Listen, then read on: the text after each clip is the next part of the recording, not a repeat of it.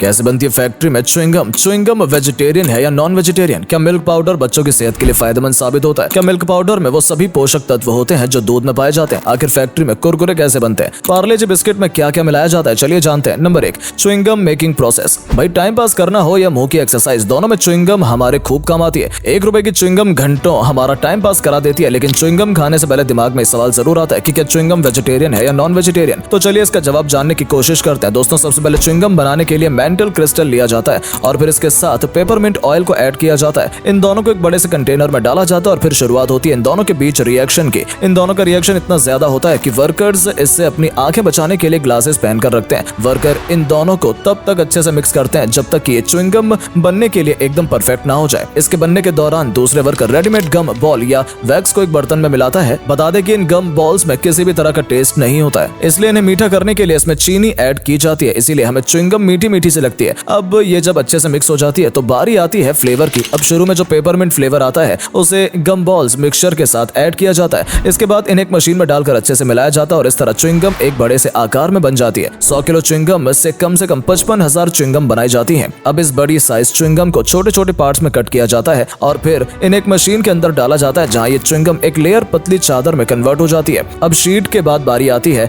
इसे actual shape देने की, जिसके लिए फिर से इसे एक मशीन में डाला जाता है जिससे इस शीट में से च्युइंगम का साइज कटकर बाहर आ जाता है। इसी दौरान च्युइंगम से जेली वगैरह भी अंदर ऐड की जाती है। इसके बाद इनके मशीन की मदद से एडिशनल फ्लेवर ऐड किया जाता है और कुछ आर्टिफिशियल स्वीटनर का भी इस्तेमाल करते हैं और इस तरह कई प्रोसेस से गुजरने के बाद च्युइंगम बनकर तैयार हो जाती है और इसे आप बिना किसी डर के खा सकते हैं क्योंकि वेज है, लेकिन सिर्फ कुछ ब्रांड्स जबकि बाकी नॉन वेज है, तो ब्रांड इन्फॉर्मेशन लेने के बाद ही खाएं। Number 2, Johnson's baby powder making. दोस्तों बच्चों को साफ और खुशबूदार बनाए रखने के लिए सबसे पहले नाम दिमाग में जॉनसन्स बेबी पाउडर का ही आता है। सालों से जॉनसन्स बेबी पाउडर लोगों की पहली पसंद रहा है, इसीलिए आज हम आपको इसके मेकिंग प्रोसेस को दिखाने वाले हैं। इस पाउडर को बनाने के लिए सबसे पहले कॉर्न स्टार्च लिया जाता है जो कि बच्चों की स्किन को मुलायम बनाता है। वहीं जो दूसरा इंग्रेडिएंट है वो ट्राई कैल्शियम फास्फेट है, ये बॉडी से रैशेस, दाने, इन सभी को खत्म करता है। वहीं तीसरा जो मेन इंग्रेडिएंट है वो है एलोवेरा। ये न सिर्फ बॉडी के लिए फायदेमंद होता है बल्कि चेहरे बालों के लिए काफी प्रॉफिटेबल साबित होता है। इसके साथ ही इसमें और भी कुछ चीजें मिलाई जाती हैं। बेबी पाउडर बनाने वाले जो वर्कर होते हैं वो पूरी तरह से ढके और सैनिटाइज होते हैं। इसके लिए सबसे पहले पानी को प्योरीफाई किया जाता है। जब ये पानी अच्छे से साफ हो जाता है तो इसमें वो सभी इंग्रेडिएंट शामिल किए जाते हैं और फिर इन सभी को कुछ देर तक मशीन में ही अच्छे से मिक्स होने देते हैं। इस तरह ये पाउडर जल्द ही बनकर तैयार हो जाता है। इधर पाउडर के डिब्बों को साफ करने का काम होता है और फिर इनमें पाउडर भरा जाता है। इसके बाद बारी आती है इन पर छेद वाले ढक्कन लगाने की, जिन्हें फिट करके कन्वेयर बेल्ट की मदद से आगे भेज दिया जाता है। यहाँ पर इन पाउडर से भरे डब्बों की कंप्यूटर से चेकिंग की जाती है। सब सही होने के बाद इन्हें आगे पैक करने के लिए भेज देते हैं और फिर ये पैकिंग के बाद मार्केट में बिकने के लिए आ जाते हैं। नंबर 3,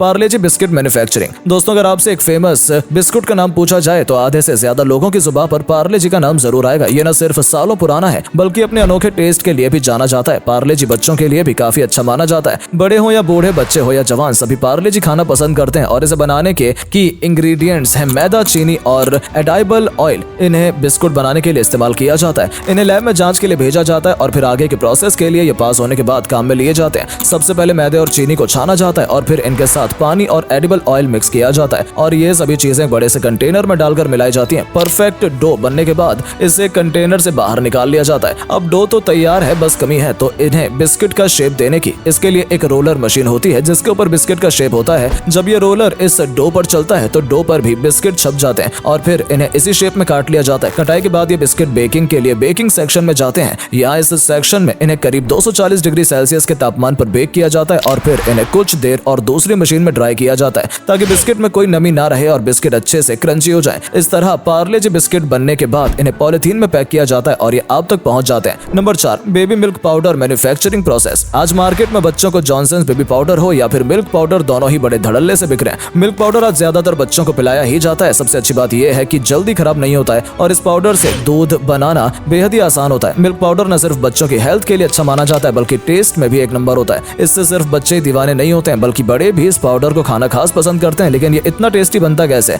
इनमें क्या क्या इंग्रेडिएंट्स मिलाए जाते हैं, इन सब के बारे में जानने से पहले अगर आपने भी अभी तक हमारी वीडियो को लाइक नहीं किया है तो जल्दी से लाइक कर लीजिए, साथ ही पेज को भी फॉलो करना ना भूलें। मिल्क से ही मिल्क पाउडर बनाया जाता है। मिल्क पाउडर में हमें आसानी से कभी भी दूध मिल जाता है, वो भी पानी के अंदर इसे घोलकर। मिल्क पाउडर बनाने के लिए सबसे पहले इकट्ठा किए गए दूध को एक बड़े से कंटेनर में डाला जाता है। इस दूध को दूसरे चैम्बर में पहुंचाने के लिए बड़ी बड़ी पाइपलाइंस का इस्तेमाल किया जाता है। इस चैम्बर में ये दूध ऑटोमाइजर के द्वारा स्प्रे के रूप में गिरता है। इस चैम्बर का तापमान करीब 300 डिग्री सेल्सियस सेल्सियस जितना गर्म होता है। इस चैम्बर में एक साइड से गर्म गर्म गैस रिलीज होती है। इन गर्म गैसेस और गर्म तापमान की वजह से दूध में जो मौजूद पानी होता है वो भाप बनकर उड़ जाता है। वही जो दूध में मौजूद न्यूट्रिशंस, प्रोटीन्स वगैरह होते हैं वो नीचे जम जाते हैं। जब पूरी तरह दूध से पानी खुश्क टफ हो जाता है तो फिर ये मिल्क पाउडर बचता है, जिसे पाइपलाइंस की मदद से एक दूसरे कंटेनर में जमा कर लिया जाता है और फिर इन्हें डब्बों में पैक करके बेचने के लिए मार्केट में भेज देते हैं। लेकिन कईयों के मन में सवाल भी उठता है कि क्या मिल्क पाउडर में भी वो सभी पोषक तत्व होते हैं जो दूध में होते हैं? तो इसका जवाब है हाँ, क्योंकि दूध में सिर्फ पानी सुखाया जाता है, बाकी पोषक तत्व तो इसी में रहते हैं। इसीलिए मिल्क पाउडर बच्चों के लिए काफी अच्छा माना जाता है। Number 5, Kurkure manufacturing process in factory. दोस्तों, अब जो मेकिंग प्रोसेस आप देखने वाले हैं उसे देखकर तो आपके मुंह में भी गंगा जमुना बहने लगेगी, क्योंकि अब आप देखने जा रहे हैं जायकेदार चटपटे कुरकुरे प्रोसेस को, जिसके बिना तो जैसे सब फीका फीका सा लगता है। कुरकुरे बनाने के लिए सबसे पहले अच्छी क्वालिटी के मक्के का आटा, चने का आटा और मसाले वगैरह फैक्ट्री में लाए जाते हैं। बड़े बड़े ट्रक ये रॉ मटेरियल फैक्ट्री में ले आते हैं, लेकिन इन्हें तब तक फैक्ट्री के अंदर जाने की परमिशन नहीं मिलती जब तक कि ये सारा रॉ मटेरियल अच्छे से चेक ना हो जाए। लैब में चेकिंग के दौरान उसकी सबकी क्वालिटी सही होती है, तभी ये माल आगे जाता है। सबसे पहले चना, चावल और मक्के के आटे को अच्छे से मिक्स किया जाता है। उन्हें मिक्स करते वक्त साफ सफाई का काफी ध्यान रखते हैं। इन तीनों को मिलाने के बाद इन्हें एक